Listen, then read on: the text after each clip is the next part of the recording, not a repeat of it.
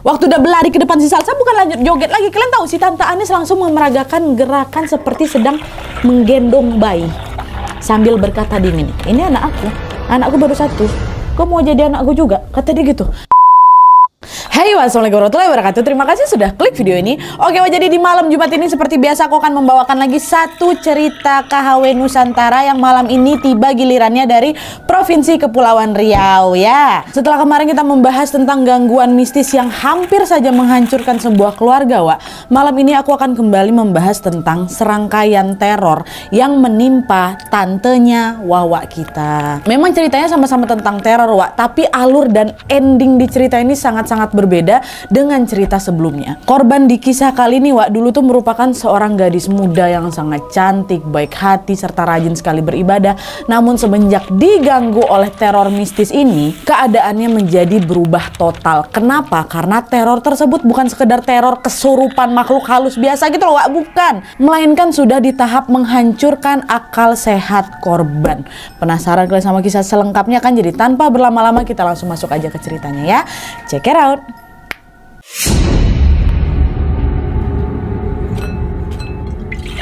Oke, Wak, jadi cerita yang akan aku bawakan malam ini dikirim sama Wawa aku yang bernama Salsa dari Tanjung Pinang, Kepulauan Riau. Halo Salsa. Sebenarnya, Wak, Salsa tuh nggak ada pesan sih sama kami untuk menyamarkan semua nama di cerita ini. Tapi setelah kami pikir-pikir, aku dan tim pun memilih untuk mengganti semua nama supaya tidak terjadi sesuatu hal yang tidak diinginkan. Dan setelah kami pikir-pikir lebih bagus ya sudahlah disamarin aja. Kasian, Wak, kasian, serius.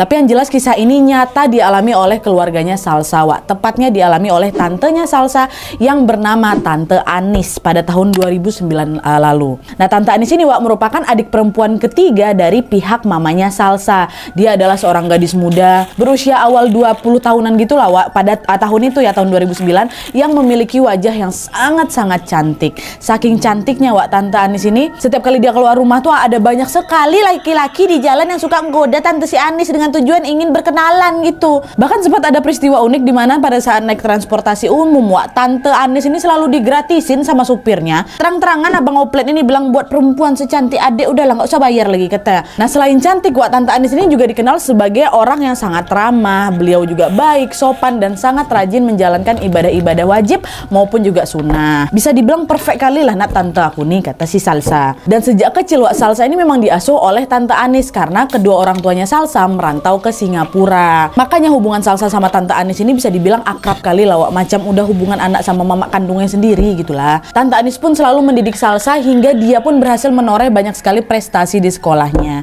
Tapi sayangnya, Wak, kebahagiaan itu tidak berlangsung lama, dimana suatu hari terjadilah peristiwa tragis yang menimpa Tante Anis dan membuat dia berubah menjadi orang yang sangat-sangat asing bagi Salsa. Nah, jadi ceritanya, Wak, pada suatu hari pada saat si Salsa masih SD waktu itu, dia ini lagi siap-siap lah mau berangkat ke sekolah seperti biasa. Nah, jam pelajaran pertama pagi itu, Wak, merupakan kegiatan olahraga di mana para siswa diwajibkan untuk memakai baju olahraga sejak dari rumah. Nanti di sana baru diganti pakai baju biasa, tapi dari rumah harus wajib pakai baju olahraga dulu ya kan. Nah, selesai mandi ini, Salsa pun langsung mencari baju olahraga dia di lemari. Tapi anehnya seragam olahraganya si Salsa ini tiba-tiba hilang gitu aja, Wak. Biasanya pasti ada di situ, ditaruh Tante Anis. Waktu ditengok sama si Salsa di pagi itu nggak ada. Nah, Salsa yang udah panik pun langsunglah menanyakan keberadaan seragamnya ini sama Tante Anis. Tante, di mana nih seragam Salsa?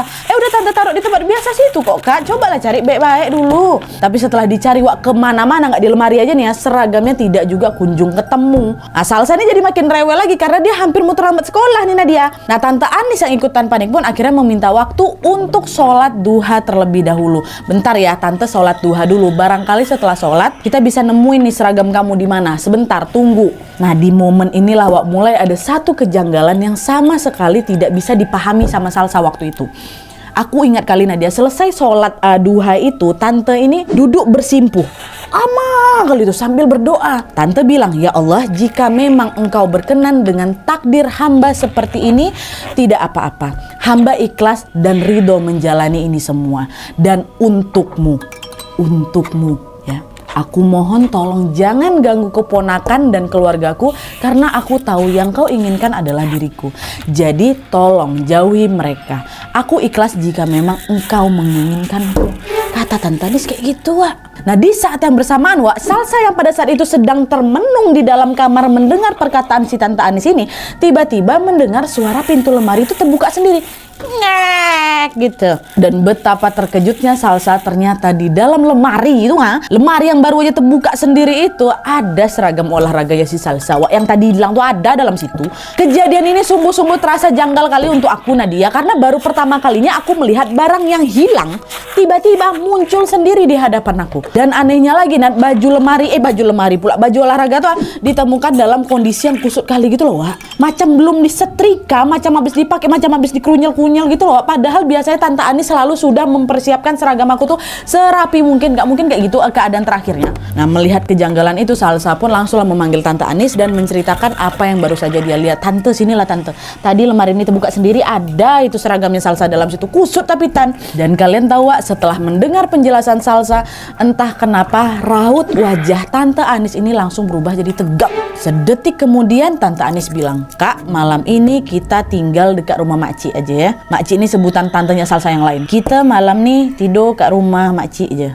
Oh iya, siap Tante. Dah kan? Nah dah lah tuh, singkat cerita, sepulang sekolah Salsa sama Tante Anis pun betulan Wak pergilah bergegas ke rumah Makci. Gak mau lagi tuh tinggal kat rumah tuh. Mereka waktu itu pergi ke sana menggunakan transportasi umum Wak. Dan di sini lagi-lagi keanehan pun terjadi. Pada saat lagi naik oplet itu, naik angkot ini, entah kenapa semua penumpang yang ada dalam oplet itu melihat mereka dengan tatapan yang agak janggal sembari menutup hidung.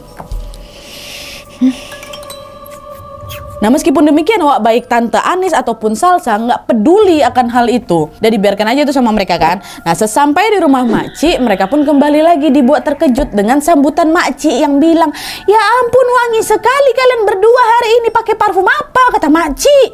Kami tak pakai parfum apa-apa pun. Mungkin bawa pewangi baju nih Makci, soalnya Anis kalau memang cuci baju selalu kasih banyak pewangi, kata Tante Anis. Emangnya ada ya pewangi pakaian yang baunya bunga melati?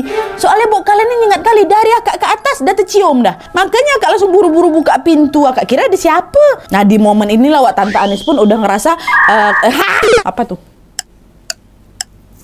Nah di momen ini Tante Anis sudah ngerasa nggak enak Wak. Dari situ Tante Anis berpikir bau itulah yang kemungkinan membuat para penumpang angkot tadi menatap mereka dengan tatapan aneh. Oh, bau melati mereka berarti dari tadi. Tapi ya udahlah, kan disingkirkan aja tuh pikiran itu. Nah singkat cerita, Makci pun menyuruh mereka untuk masuk ke dalam rumah. Mereka ngobrol-ngobrol lah sebentar sampai azan Isya berkumandang. Nah setelah sholat Isya Wak, Salsa pun langsung mengajak Tante Anis ke kamar nih untuk tidur. Gak lupa Salsa juga minta dibacakan kisah-kisah Rasul nih sama Tante Anis. Dan kegiatannya juga merupakan ritual wajib mereka berdua sebelum memejamkan mata.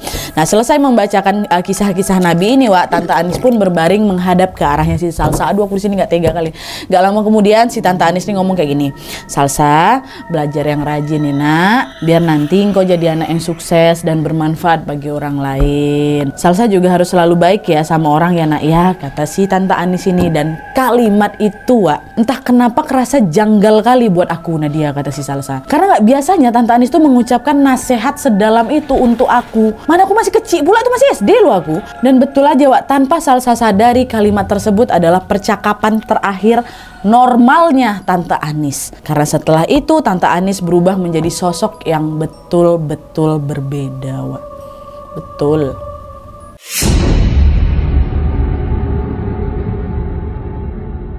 Nah singkat cerita, malam pun berlalu dengan tenang Wak. Tapi ketika waktu sudah menunjukkan pukul 3 dini hari, Salsa dikejutkan dengan suara tendangan pintu yang kencang kali.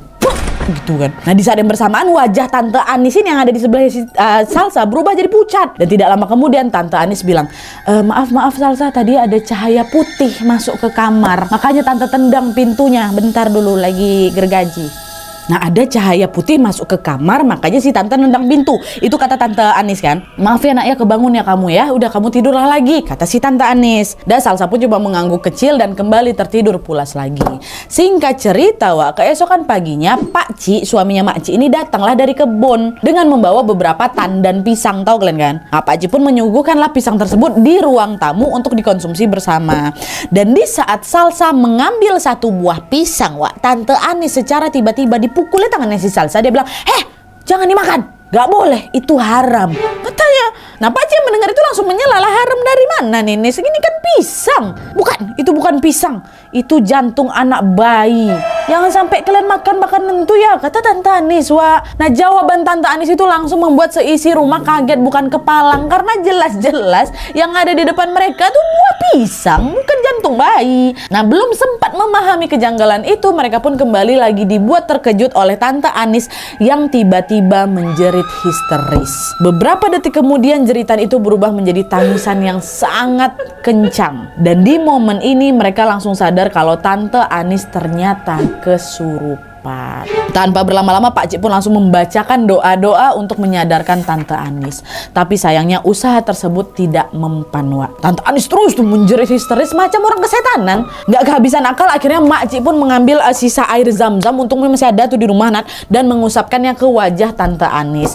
Beberapa detik setelahnya Tante Anis pun langsung jatuh pingsan. Nah, di momen ini Tante Anis tidak sadarkan diri dalam waktu yang sangat-sangat lama. Gak lama kali lah, Wak. Berjam-jam lah gitu. Tapi kan macam kok lama kali nggak sadar-sadar nih. Dari pagi loh ini kan. Nah, karena khawatir terjadi apa-apa, Mak Cik pun memanggil kiai kenalannya untuk menyadarkan Tante Anis, Wak. Tepat di saat azan maghrib berkumandang, barulah Tante Anis ini kembali bisa sadar. Sebelum si kiai ini datang, Wak. Baru tuh nggak lama kemudian kiai yang tadi sempat ditelepon sama Mak Cik itu baru nyampe tuh di rumahnya siapa si Tante Mak Cik. Dan saat melihat Tante Anis, Wak, kiai tersebut tiba-tiba berkata, ini saya sarankan untuk dia diruqyah aja. Karena sepertinya ada yang jahil ini, ada yang ngirimin dia jin. Dan gak cuma satu jin, melainkan ada beberapa jin yang kekuatannya sangat besar lagi bersarang di tubuhnya si Anis ini. Mendengar hal itu, Wak, pihak keluarga pun langsung ya udah mengangguk setuju aja. Nah, di malam itu juga ruqyah terhadap Tante Anis dilakukan. Tante Anis diminta untuk memakai mukena dan kaos kaki serta berwudu terlebih dahulu. Sedangkan Pak Kiai juga udah siap nih, Wak, dengan memakai sarung tangan. Hal ini bertujuan supaya Tante Anis tidak bersentuhan langsung nih dengan tangannya Pak Kiai yang memang bukan muhrimnya gitu ya. Pada saat ruqyah ini berlangsung, Wak, Tante Anis ini nggak bereaksi apa-apa pertamanya. Beliau baik-baik aja. Tapi tidak lama kemudian Tante Anis tiba-tiba menjerit macam orang kepanasan, Wak. Wah! Kata dia. Jeritan itu juga kemudian diikuti dengan suara tertawa khas suara laki-laki, tapi Wak, yang keluar tuh laki-laki, suara laki-laki. Nah, dia bukan suara tantaku. Dan kalian tahu sosok itu pun setelah dia ketawa dia bilang apa? Woi, bacaan Quran kau tuh salah. Aku nih lebih hafal, lebih pandai daripada engkau lagi. Aku ajarin aja kau, mau? Katanya gitu. Nah, mendengar pernyataan itu, Pak Kiai pun dengan tenang langsung menjawab, sesungguhnya derajatku lebih tinggi daripada kalian. Siapa yang mengutus kalian ke sini? Di bagian tubuh mana kalian tinggal? Wah, majikan kami menyuruh kami untuk menemani perempuan ini selamanya, dan kami tidak akan melepaskannya. Kamu tidak perlu tahu di mana kami tinggal, kata si hantu nih kan. Nah, merasa dirinya ditantang, Pak Kiai pun jadi semakin keras lagi membacakan ayat-ayat Al-Quran, Wak, sambil meraba beberapa bagian tubuh yang diduga menjadi sarangnya makhluk-makhluk tersebut. Pada saat Kiai memegang leher Tante Anis, Wak, Pak Kiai melakukan gerakan macam memotong gitu dengan menggunakan Al-Quran. Dan di saat itu pula sosok yang merasuki Tante Anis ini baru udah berteriak sekencang-kencangnya kan. Dan sosok itu pun memohon ampun sambil berkata, tolong maafkan kami, tolong selesaikan ini, kami diperintahkan oleh seseorang untuk menyakiti perempuan ini, tapi kami sudah berjanji tidak akan mengatakan siapa orang itu. Tolong sudahi ini semua, kata dia. Nah, Pak Kiai mendengar itu pun terus berupaya mengulang pertanyaan yang sama, siapa yang udah ngutus kau ke sini? Tapi sayangnya sosok tersebut tetap bungkam, kami sudah berjanji tidak membukakan ini, kata, nggak mau membocorkan. Mereka sama sekali tidak mau membocorkan siapa gerangan yang sudah menyuruh mereka mengganggu si Tante Anis. Dan meskipun belum mendapatkan informasi tentang pelaku, Wak, setidaknya kondisi Tante Anis malam itu sudah berangsur-angsur membaik. Oleh karena itu setelah ruqyah selesai, Pak Kiai pun berpamitan pulang. Dan singkat cerita, Wak, sejak Tante Anis ini dirasuki oleh sosok-sosok itu, sejak itu pula Tante Anis jadi sering kali kerasukan, Wak. Tante Anis nih suka berbicara sendiri dia, Nadia, suka tertawa sendiri, bahkan sering menangis dia. Menangis tanpa sebab, menangis sendiri, tiba-tiba nangis dia. Dan kejadian ini pun terus berlangsung hingga orang tua Salsa yang tadinya merantau di Singapura memutuskan untuk balik lagi nih, balik kampung ke Tanjung Pinang. Pihak keluarga juga berikhtiar mengobati Tante Anis dengan mendatangi berbagai macam pengobatan medis maupun juga alternatif. Tapi sayangnya, Wak, semua upaya itu itu belum membuahkan hasil sama sekali. Teror yang menimpa Tante Anis ini secara perlahan berdampak ke perekonomian keluarga Kunat. Kakek sama neneknya Salsa bahkan sampai harus menjual mobil dan beberapa kebun demi kesembuhannya Tante Anis. Dan gak cukup sampai di situ aja, Salsa juga mengalami dampak atas sakitnya Tante Anis nih, tau Glenn. Dia jadi sering gak masuk sekolah, Wak, karena ya dia mau menemani Tante Anis ini berobat gitu. Udah sayang kali dia sama Tante Anis. Penderitaannya Tante Anis ini nggak berlangsung bentar, Wak, bertahun-tahun, sampai 2 tahun kemudian nih, ada seorang tamu khusus dari daerah Buton bernama Pak Salman, Wak. Nah, beliau ini merupakan orang pintar yang juga cukup terkenal dalam membereskan hal-hal goib. Kehadiran Pak Salman pun disambut dengan baik oleh keluarganya Tante Anis. Kakek dan nenek pun langsunglah menceritakan awal mula kenapa Tante Anis ini sakit hingga kisah pengobatannya yang tidak kunjung membuahkan hasil. Mendengar hal itu, Pak Salman pun langsung merasa iba dan berniat untuk menyembuhkan Tante Anis. Pada saat itu juga Pak Salman langsung meminta diambilkan sebuah baskom berisi air serta 1 keping koin uang logam. Kemudian Pak Salman pun langsung memasukkan koin tersebut ke dalam baskom tadi kan, plung. Dan di situ beliau juga berkata bahwa koin itu akan menunjukkan lokasi di mana pusat gangguan terhadap Tante Anis ini berasal. Dah dicemplungkan kan, tung gitu. Nah, kayak gimana lah caranya, Wak, ya, tapi yang jelas pada saat itu mereka pun berkeliling rumah ini sambil mencari lokasi yang dimaksud. Pada saat memasuki kamarnya Tante Anis, Wak, Pak Salman tiba-tiba berhenti dan tangannya Pak Salman ini langsung menunjuk ke atas lemari seolah mengisyaratkan ada sesuatu di dalam sana. Dia bawa kan, masuk kamar. Katanya tanpa berlama-lama, bapaknya Salsa pun langsunglah memanjat lemari tersebut dan menemukan ada sebuah koper, Wak. Waktu si Om buka koper itu nggak ada apa-apa, kosong. Nah, di sisi lain, entah kenapa Salsa tiba-tiba ngerasa ngantuk dia. Dia pun memisahkan diri dari orang-orang tersebut dan pergi ke kamarnya sendiri untuk tidur siang nih, Wak. Nah, pas terbangun dari tidur siangnya, alangkah kagetnya si Salsa ketika dia mendapati dirinya berada di ruang tamu di pangkuan ibunya dengan dikelilingi keluarganya yang menangis khawatir. Kok bisa? Bukannya dia tadi masuk ke dalam kamarnya sendiri buat tidur siang? Nah, dia memang betul. Tapi ternyata ceritanya, Wak, pas Salsa ini merasa ngantuk berat itu kan dia masuk dalam kamar ya, nah. Ternyata secara tidak sadar dia menunjuk ke sela-sela lemari sambil bilang, itu ada di sana, kata, di sana barangnya. Dan gak lama setelah dia ngomong kayak itu, pingsan si Salsa nih. Dan setelah dicek, Wak, ternyata memang betul. Barang yang dimaksud sama Pak Salman itu ada di lokasi yang ditunjuk sama si Salsa. Barang tersebut berupa gumpalan kain kafan yang berwarna coklat yang memang sudah dalam keadaan kotor gitu loh, bercampur tanah. Nah, mendapati Salsa yang sudah siuman, Pak Salman pun langsung ngomong nih sama si Salsa, kamu sayang kali ya sama tantemu ya, nak ya. Jaga dirimu baik-baik ya, nak ya. Sekarang kita lihat baik-baik apa isi bungkusan ini, kata Pak Salman. Dan pada saat dibuka, Wak, kalian tahu isinya apa? Kain kafan tersebut berisi paku, silet, tanah kuburan berwarna coklat, pekat gitulah. Serta ada rambut dan kuku manusia di dalamnya. Nah, penemuan itu sontak langsung membuat keluarganya si Salsa ini heran sekaligus juga ketakutan lah, Wak. Kenapa nih, astagfirullahaladzim, memang betul berarti dia dibuat-buat orang nih. Melihat ekspresi keluarga Tante Anis, Pak Salman pun lanjut langsung berkata lagi, ini kayaknya ada yang gak suka sama keluarga kalian, terutama sama Anis. Makanya dia ini susah disembuhkan.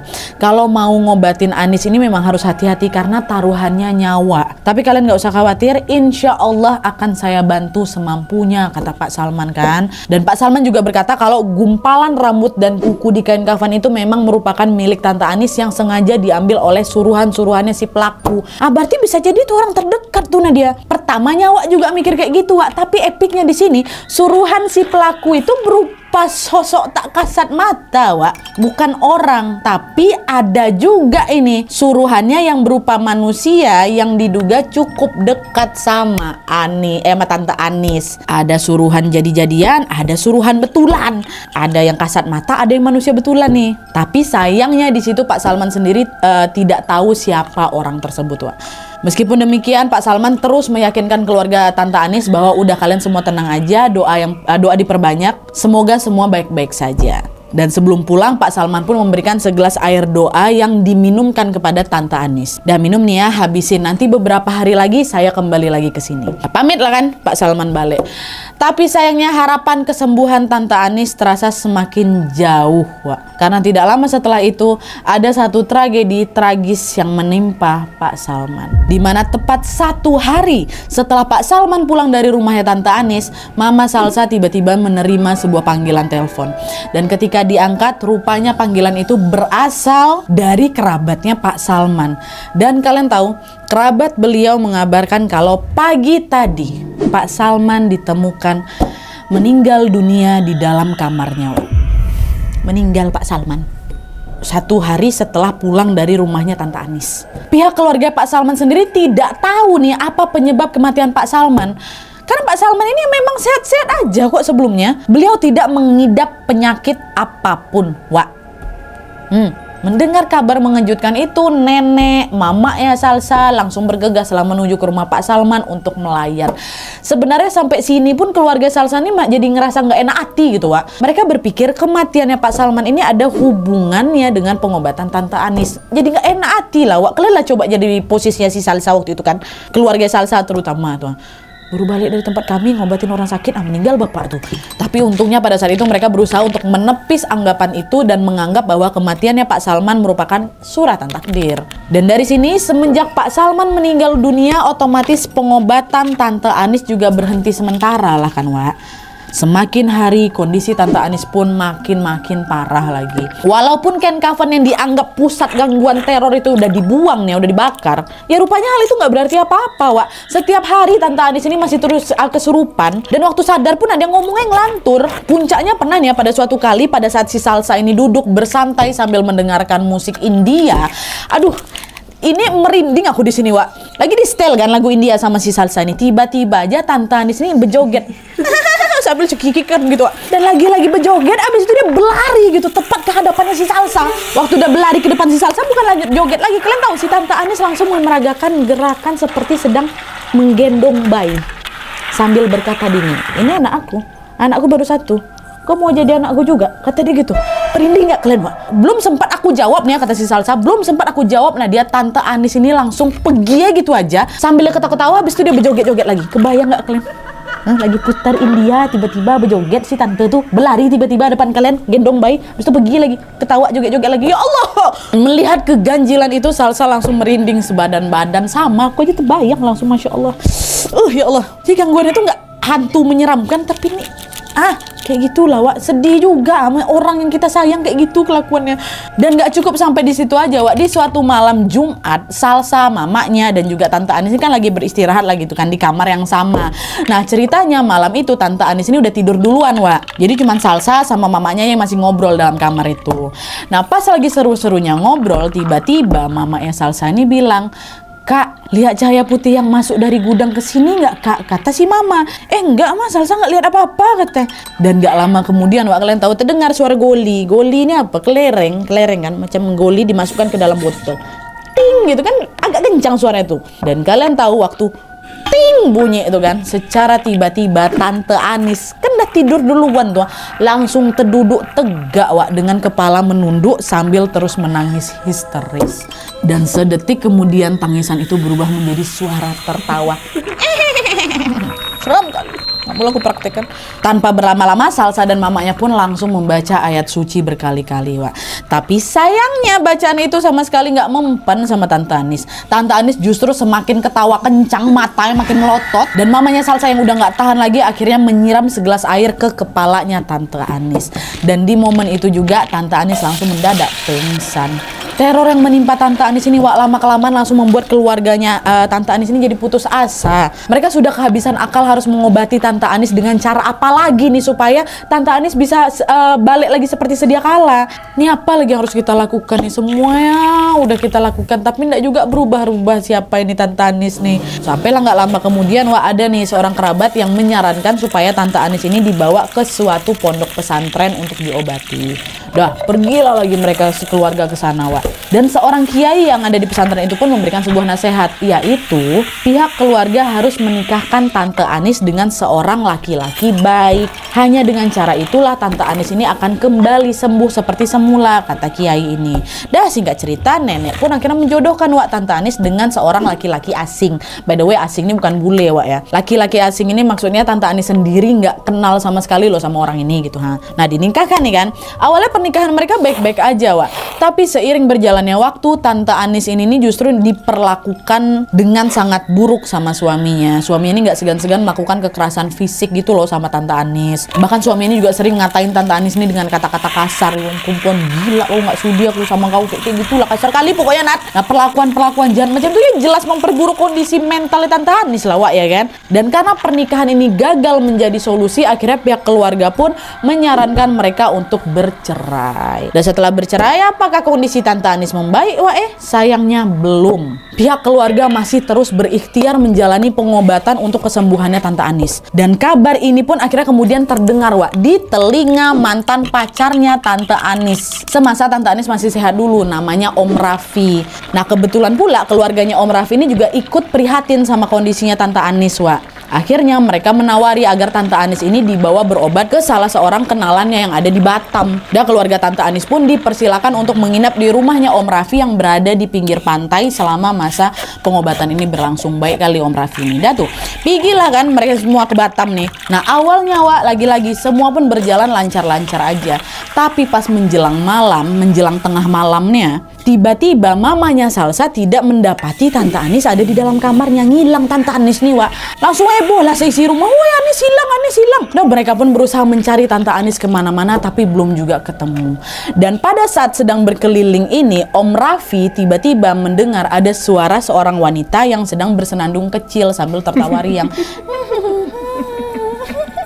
Kayak gitulah kan. Om Raffi pun langsung menghampiri asal suara itu, dan ternyata suara tersebut adalah suaranya Tante Anis yang sedang duduk di tangga sebuah pantai yang langsung menghadap ke laut lepas.